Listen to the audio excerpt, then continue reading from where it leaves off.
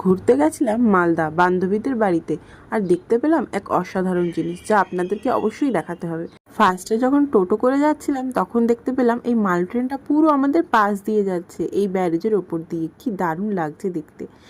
আরও একটা অদ্ভুত জিনিস দেখলাম, দেখতে পাচ্ছেন তো আগুন, এখানে মনে হয় শ্মশান ঘাট ছিল।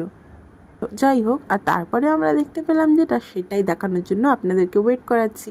এটা হলো ফারাক্কা ব্যারেজ, আর এই ফারাক্কা ব্যারেজটাকে আমরা ভালো মতো দেখতে পেলাম এই ট্রেন দিয়ে। 109টা গেট আছে এই ব্যারেজের, আমরা প্রত্যেকটা দেখতে দেখতে গেলাম এবং নিচটাও দেখলাম এখানে কত সুন্দর। যখন জলগুলো যাচ্ছিল দারুণ লাগছিল দেখতে। আপনারা অবশ্যই কখনো ফারাক্কার ওপর দিয়ে গেলে অবশ্যই আপনারা এই ব্যারেজটা লক্ষ্য করবেন, কিন্তু এর গভীরতা খুব একটা বেশি নয়। যাই হোক, সবাই জানেন ফারাক্কা ব্রিজ খুবই বিখ্যাত মালদা এবং মুর্শিদাবাদ দুই জেলার জন্যই। আপনারা অবশ্যই এই জায়গায় ঘুরে আসতে পারেন।